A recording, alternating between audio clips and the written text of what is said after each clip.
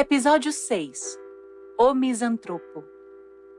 Sejam bem-vindas, bem-vindos, bem-vindes a mais um episódio do podcast Dramática Leitura, que não é só mais um episódio, é o último episódio dessa primeira temporada. Eu sou Caroline Arcoverde e acho que agora eu ganhei mais um atributo, né? Agora eu sou também podcaster de opinião. Foi um título concedido pelo meu querido colega aqui presente. E depois desse episódio, vocês ouvirão nossas vozes apenas como personagens da leitura dramática Édipo Rei. Eu sou Dejaelton Quirino e já estou com saudades dessas conversas. Foi bom, não foi, Carol? Foi bom, eu curti, peguei gosto do negócio. Vamos começar? Vamos começar. Evoé. Estamos de volta e esse é literalmente o começo do fim desta temporada. Algumas coisas precisam ser ditas antes de adentrarmos na peça de hoje. Nós falamos um pouco desse projeto a cada episódio, mas não contamos como ele surgiu e nem quem é que escreve os roteiros.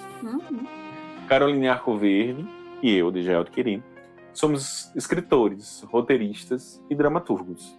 Umas coisas mais e outras menos. Mas gostamos de contar histórias através da escrita. Pesquisando esse universo da escrita para teatro, nós acabamos escrevendo 2 textos juntos, né? Malassombros, Contos do Além Sertão, e Taumatrópio. E, além disso, a gente desenvolveu também uma oficina chamada Dramaturgias, do Conto à Cena, que a proposta é a escrita dramatúrgica a partir da oralidade. Carol também é revisora de todos os meus textos, sejam de teatro, romance, bulas de rimé. Ainda não escrevi, mas se escrever ela vai revisar. E os nossos textos que escrevemos juntos, né? O Taumatrópio e o Malassombros, ambos foram montados pelo Teatro de Retalhos. O Malassombros ficou 8 anos em cartaz, né? E ganhamos uns prêmios bem importantes de patrimônio, por exemplo, pela salvaguarda das histórias, né, que a gente trouxe para o espetáculo e rodou bastante o Brasil. Então, a partir dessa trajetória, nos veio esse desejo de discutir sobre dramaturgias, né, sobre os textos, os caminhos dramáticos, e também sobre aqueles que causam provocação para a gente, nos provocam, tanto como atores, atrizes, mas também como seres humanos. A pesquisa e os roteiros, porque vocês acreditem ou não, esse podcast é pesquisado e é roteirizado. Sim, senhora. São meus e de Dejaelton Quirino. A gente gostou tanto da brincadeira que a gente já está planejando aqui uma segunda temporada. A primeira temporada foram opiniões e reflexões sobre textos gregos clássicos. Se vocês quiserem sugerir os temas para nossas próximas temporadas, ou um tema para nossa segunda temporada, manda mensagem para a gente. A gente vai ficar muito feliz de receber essas mensagens e de pensar juntos aqui o que vamos falar. Da Grécia nós vamos para onde? Sem mais delongas, vamos à nossa última obra, uma comédia para encerrar essa temporada, O Misantropo, de Menandro. Mas não íamos parar de Menandros para falar direto da peça? Oh. Essa eu não podia perder. Eu acho que essa peça vai gerar muita identificação. Porque todo mundo nem que seja um pouquinho um misantropo. Né? Não sabe o que é misantropo? Você não sabe o que é misantropo? Você já tá... Como assim eu sou misantropo? A Carol vai explicar para você. Porque é a doida da etimologia. O que é misantropia? Misantropia é o ódio, a antipatia, a desconfiança ou desprezo geral pela espécie humana, pelo comportamento humano ou pela natureza humana. E quem somos nós para julgar, não é? Então tem inclusive... Mas ela não pode praticar misantropia seletiva, tá, gente? É não gostar de ninguém no geral. Pois certo? Eu pratico a misantropia seletiva. Alguns tipos de ser humaninhos que eu não consigo. Eu odeio mais, né, do que outros. Assim. Misos quer dizer ódio e antropos quer dizer homem, quer dizer humano. Então, aproveitando o ensejo aqui do momento Mania de Explicação, vamos ao nosso quadro Síntese Lúdica. Hoje, com Dejaelton Quirino. Ai, minha gente. Síntese Lúdica. O misantropo ou díscolo é uma pessoa que não gosta de outras pessoas. Mas não é não gostar pouquinho, não. é não gostar de não suportar nem ver outra pessoa. Cinemon era assim. Ele morava no sítiozinho só com sua filha, porque até a mãe dela, que tinha casado com o coice de mula parida, não aguentou e foi morar com o filho, que era fruto de outro casamento, o Górgias. O deus Pan, aquele que tem os pezinhos de bode, fica com pena de Mirrina, que era a filha do misantropo, e faz com que um boizinho apareça por ali e que ele se apaixone. O boizinho Sóstrato, filhinho de papai criado na cidade. Ele se apaixona pela moça, a moça se apaixona por ele. E ele vai até o pavio curto do Cinemon para pedir-lhe a mão da filha em casamento. Mas ele dá-lhe uma resposta atravessada e não autoriza. Como esses boizinhos, quando contrariados, aí sim é que eles batem o pé. Sóstrato cria um plano para se apresentar como bom partido. Passa a trabalhar no sol para não parecer um vagabundo que era. O irmão da moça, o Górgia, percebe uma boa intenção no rapaz e decide ajudá-lo. Mas acontece de o seu Lunga da Grécia cair em um poço que tinha na propriedade. E o enteado vê e o salva. O velho diz que ele tinha todos os motivos do mundo para deixá-lo morrer, mas mesmo assim o salvou. Sendo assim, Cinemon permite a Górgia que ele decida o destino da sua filha. Sim, da irmã de Górgia. Ele vai decidir com quem ela casará. E sendo uma boa sociedade patriarcal, é claro que ele autoriza o casamento da irmã com o seu brother. E de lambuja ganha a irmã do outro para que também possa se casar, mesmo sem ela saber disso. Claro que isso era só um detalhe. E assim a peça termina com o casamento, com o misantropo mais dócil e todo mundo feliz, igual uma boa novela das 7. Maravilha. Até porque, se você for ver as novelas, elas são muito inspiradas em histórias que vieram antes, né? Sim. Eu lembro, na minha pré-adolescência, eu tive que ler... Eu tive não, né? Como se fosse uma obrigação. A escola propôs a leitura dos Miseráveis, numa versão para adolescentes. E aí, logo depois, saiu uma novela que o personagem principal era Jean Valjean, e eu me senti um gênio. Meu Deus, essa novela é Os Miseráveis. E é engraçado, porque Misantropo, ele apresenta esse caminho como um pouco truncado, um caminho um tanto conhecido, né, da comédia de erros e tal, e vai ali. E eu sentia falta de algumas coisas quando eu estava lendo, desse caminho cômico. Então tinha personagem que meio que sumia ali, tinha personagem que aparecia de vez. E aí, depois, pesquisando para este podcast, foi que eu vi que faltam pedaços. Realmente é uma dramaturgia incompleta. Não porque Meneandro não soubesse escrever e deixou incompleta, mas sim porque ela foi encontrada faltando alguns versos, né, no papiro. E aí, pesquisando e vendo o papiro dessa peça, eu me dei conta de que a gente está lidando aqui com a matéria de algo de muito tempo atrás. sim, De que a gente está falando muitas vezes de xistes, de situações cômicas que a gente vê se repetir, de coisa, e que me lembra como algumas pessoas tentam tratar a comédia como um lugar menor, e a gente vê o papiro, geralmente é algo que a gente olha e diz assim, poxa, isso é algo importante, né? Alguém escreveu, alguém guardou, isso foi localizado ali nas ruínas. Lá no Egito foi encontrado, né, várias peças dele e tal. E aí você pensa, caramba, como isso é importante, né? Como a comédia tem um lugar de importância. E o próprio Menandro, ele acabou influenciando um monte de gente que veio depois. Ele acabou sendo citado por um monte de gente. Ele acabou... ele foi discípulo de um cara que trabalhava com Aristóteles. Ele teve relação com Aristóteles, né? Então, pensar que dentro dessa ideia da comediografia, né, esses lugares de importância, né, que, por exemplo, que essa peça tem. eu acho bem interessante você falar isso, porque desde o primeiro episódio a gente está aqui falando de Grécia Antiga. Naturalmente, o próprio nome diz antigo, você dizer assim, A gente está falando de coisas de muito tempo atrás. Uhum. Por causa da materialidade da coisa. Sim. Você viu o papiro e isso te deu uma noção material, né, quase física, assim, do tempo. E é bem massa perceber isso. Menandro, ele ficou conhecido como um dos mais incríveis, um dos mais foda, perdão da má palavra, escritores, comediógrafos da Grécia, mas a gente não tem acesso a quase nada do que ele produziu. E o engraçado é que essa peça é uma das primeiras dele. Ele escreveu, ele tinha entre 25 e 29 anos. Então era um rapaz, né? E pelos trechos, né, das obras que foram encontradas, essa é a única peça mais completa, né, que se encontra dele, mas tem vários fragmentos de outras. E aí os pesquisadores fazendo comparação, essa não é a melhor.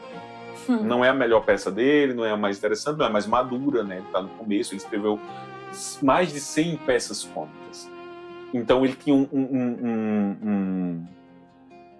uma bibliografia vasta, ele escreveu bastante. Eu fico pensando, por exemplo, meu Deus, eu tenho que guardar direito minhas coisas.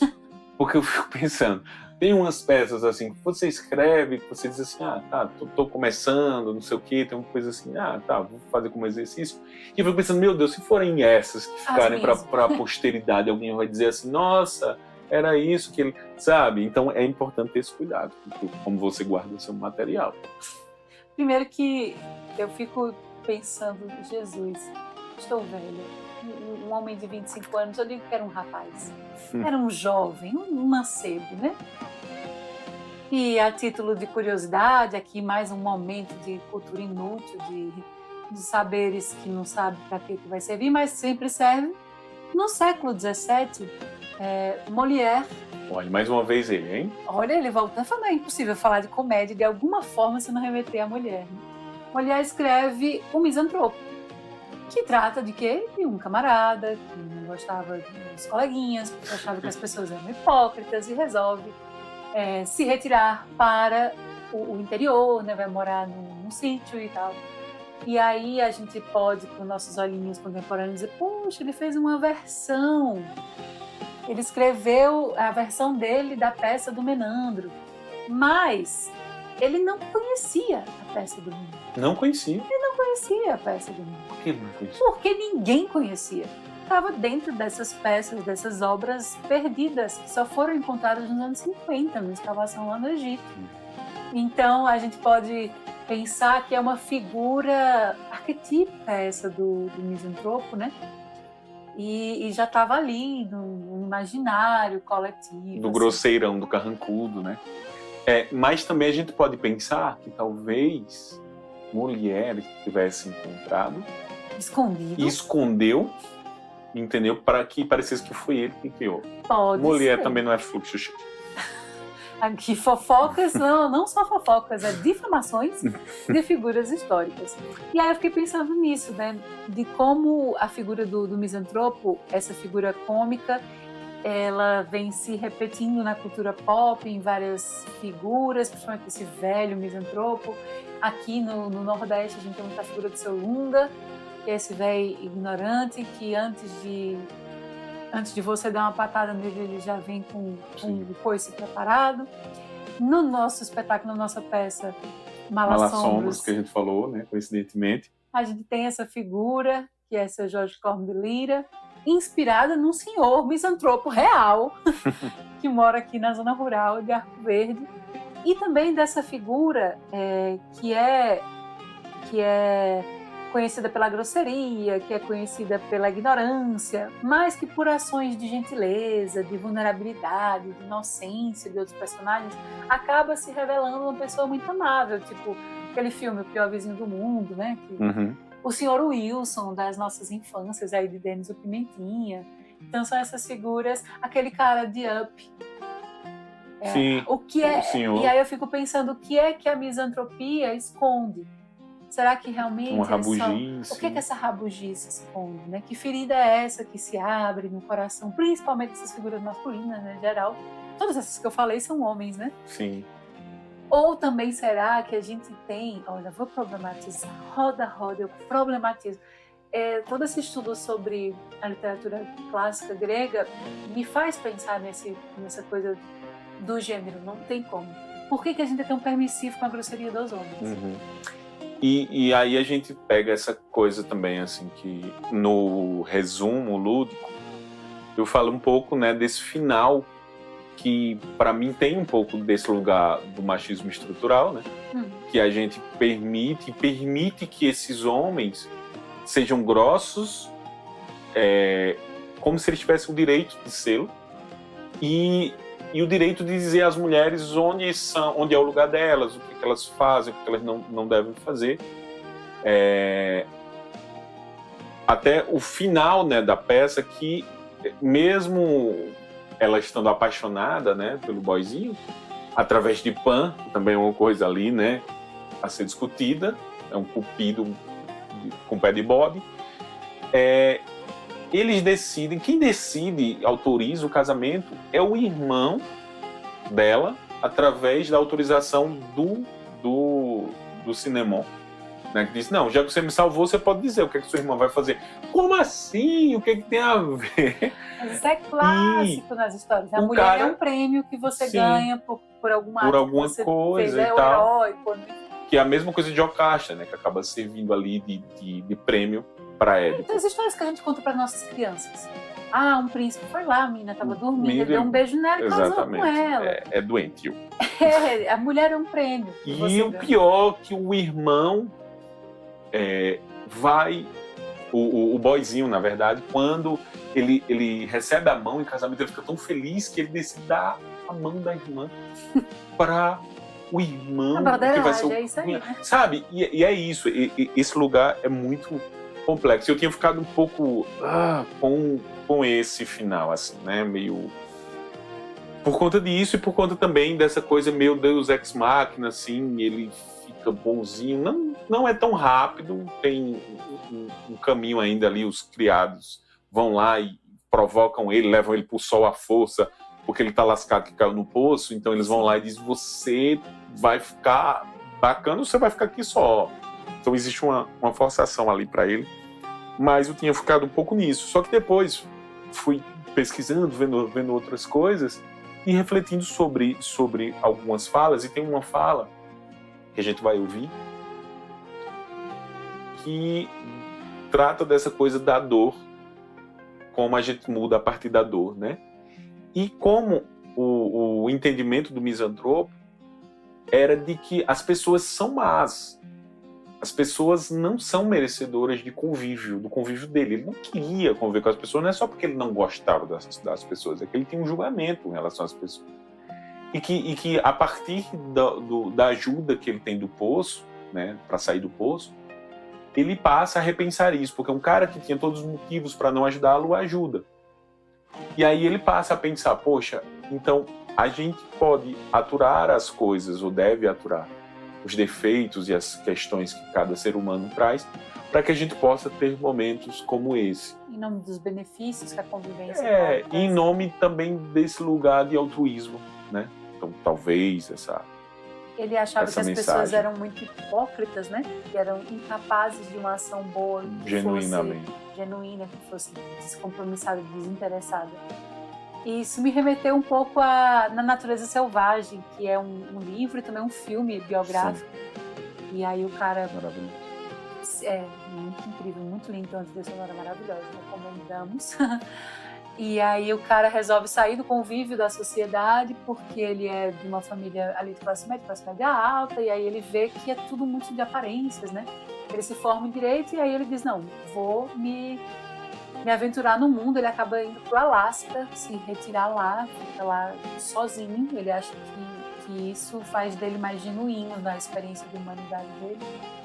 E pouco antes de morrer, ele escreve num diário que ele diz que descobre que a felicidade só é real quando é compartilhada. E aí me parece muito com esse caminho que o misantropo... Ele se colocou numa situação de isolamento, depois numa situação de risco, e na situação de risco ele percebe a importância do outro. E aí tem uma coisa que eu queria que a gente falasse também um pouco, sobre sobre a comédia. A gente está retomando aqui, né, algumas questões que a gente vem tratando aí nos episódios, pensando principalmente que quando a gente fala em peças gregas clássicas, a gente vai pensando primeiro nas tragédias, né? A comédia ela fica em um outro lugar. E aí acho que é importante trazer a comédia também para a luz, né? Colocar a luz sobre algumas coisas, alguns fatores importantes, inclusive para a construção da escrita, da dramaturgia na contemporaneidade, na história da humanidade de uma maneira geral, como isso passa pela comédia também, né? E aí tem algumas coisas interessantes sobre o Menandro, que é o período que ele está escrevendo já é um período diferente, por exemplo, de Aristófanes, né, que a gente viu no Lisístrata. Que Aristófanes é considerado, inclusive, o grande comediógrafo, né? O grande gênio comediógrafo é Aristófanes. E o primeiro comediógrafo é Epicarmo, ou Epícarmo, não sei como pronuncia o nome dele, mas ele é considerado o primeiro poeta entre os antigos a dar uma unidade artística à comédia. Como unidade artística, eu entendo essa construção, esse pensamento, como Aristóteles pedia, falava, e provavelmente, talvez, tenha sido estudado por Aristóteles na Poética que se perdeu. Quem sabe um dia a gente conheça. Acha-se, né? Eu não sabia dessa história do papiro de Menandro. Quem sabe a gente não encontra o papiro, não seja algum cara que está escondendo, igual a mulher fez, para poder escrever primeiro. E entre Epicarmo, o Epícarmo, e Menandro foram 300 anos de comédia. Ele estava 300 anos. Então, para a gente entender que o gênero já estava bem desenvolvido quando Menandro começa a escrever, e no meio deles tem Aristófanes, né? Que aí Aristófanes teve mais liberdade para fazer críticas sociais, políticas e tal, e já Menandro chega numa época que não é bem assim. Ele chega numa época que as guerras estão cada vez mais intensas e constantes, e aí ele vem e traz, e aí ele vai para essa concepção mais racionalista e mais política, uma política social, porque justamente os tempos dele, o negócio está mais feio, e é nesses tempos que a gente vai lá e critica, e tem que pensar o modo de criticar. É como na ditadura, que a gente tinha a censura e você tinha que ser inteligente para driblá-la, né? E aí tem uma coisa que eu queria destacar aqui também, que era o cara que era o tirano à época, era amigo dele. Como assim? Era o Eu amo esses momentos fofoca. Conta mais. Demétrio de Falero. Um nome bem bom, né? Ele tem um nome muito bom, ele podia ser prefeito do Buí, uma coisa assim, é bem próximo, bem nosso. Ele era amigo dele, e ele, o Demétrio, acreditava que podia levar a cabo uma reforma de costumes. E essa reforma, ele tinha como ideia estimular o casamento. Então ele era meio que um Deus Pan ali também, uma coisa meio cupido, Deus Pan, misturado aí com Demétrio. Que era casar gente rica com gente pobre. Para, através disso, os casamentos, conseguir uma classe média. Porque a equação é mais ou menos essa. Nossa, genial, ele é um gênio. Ricos e pobres, classe média, claro. E aí, dá-se a entender que, enquanto as peças de Aristófanes, por exemplo, criticavam, cutucavam, como a gente viu, né, a Lisístrata, que está criticando ali a guerra que está estabelecida, e a guerra está estabelecida por conta do governo, né, que está promovendo, segurando, mantendo a guerra. Financiando. Menandro já tentava difundir um pouco as ideias do tirano, seu amigo. Tanto que o que a gente vê no Misantropo? Pan faz com que um cara rico se apaixone por uma camponesa. E aí, que legal, isso vai dar certo. Então, Gente, passado, porque isso acabou pautando muita coisa. Os contos de fadas são todos pautados Por nisso. aí, que vem a partir de uma ideologia. Então, a gente pode até dizer que ele estava a favor da propaganda do Estado. Ele criou a novela como conhecemos, Gabi. Ele criou muitas coisas O como Carlos conhecemos. Daniel se apaixonando pela Paulina Bracho. Exato. E aí tem um outro aspecto cômico que eu acho interessante, que aí até comentei isso um pouco, né? Que às vezes os personagens somem ou não são bem desenvolvidos ou não fecha bem e tal. Acho que por conta dessas pequenas lacunas aí de texto. Isso porque é uma lacuna de centenas de anos. Não, estou falando dos versos que faltam. Sim. E aí a gente tem, principalmente do meio para o fim, bem mais para o fim, a presença mais intensa, mais participativa dos criados, né, que são o cozinheiro, e tem uma criada que ela é criada do Cinnamon, do Misantropo, que ele tem uma cena horrorosa, que ela deixa cair uma enxada no poço, que é justamente por causa dessa bendita enxada, que ele vai lá e ele cai no poço depois, né? Mas ela deixa cair no poço e ela fica com muito medo dele matar ela, dele bater nela, dele fazer coisas horríveis com ela porque ela errou. Então a gente tem essa coisa da empregada e tem um cozinheiro que é cozinheiro do enteado dele, da outra família, e no final eles meio que se juntam e começam a planejar coisas. Depois que o velho já saiu do poço, vai haver o casamento e ele meio que não quer ir. Então eles começam a planejar pequenas maldades. Vamos levar ele e vamos deixar ele em pé no canto, já que ele não pode sentar e tal, e ele vai ser obrigado. Então eles começam a criar estratégia entre os empregados para que aquilo... Esse tensionamento de classes é muito, muito divertido. E isso lembra os Zani, né? Que são... Os criados da Comédia dell'arte? Exatamente eles. E eu fico pensando se um não acaba estruturando, espelhando, né? Como Menandro foi responsável por influência até 700 anos após sua morte. Né? Eu fico pensando como é que isso não vai, no pequenininho ali, estruturando e criando, inclusive, esse imaginário coletivo, até porque a Grécia está muito próxima ali da Itália. Quem sabe no próximo podcast, na próxima temporada desse podcast, a gente traga um estudo mais aprofundado sobre arquétipos e a gente vai chegar nesses paralelos, né? Sobre Comédia dell'arte. Quem sabe a gente faz um crowdfunding para ir para a Itália pesquisar em loco. Sonhar é possível, eu faria esse esforço. Sonhar é possível.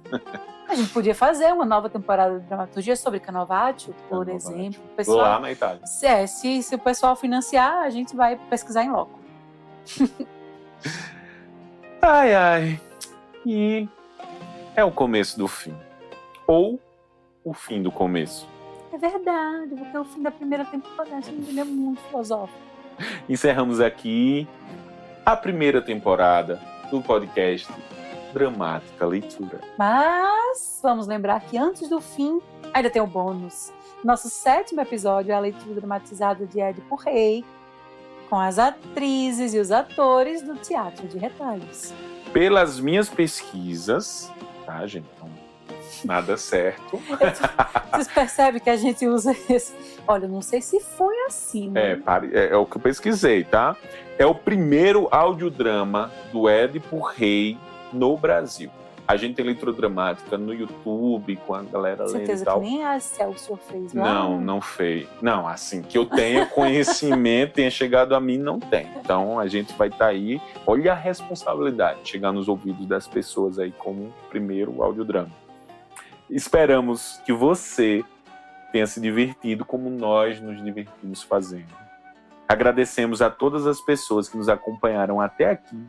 E se você chegou agora e está escutando pela primeira vez as nossas vozes, vai lá e escuta os outros episódios, que estão incríveis. E se você ficou com vontade de saber um pouco mais, ou ficou a fim de ler, ou mesmo montar alguma dessas peças, aproveita, porque esses cabos morreram faz tempo, não tem direitos autorais, que nós disponibilizamos todos os textos no site do Dramática Leitura. O link para o site você encontra na bio da Toró de Ideias, lá no Instagram.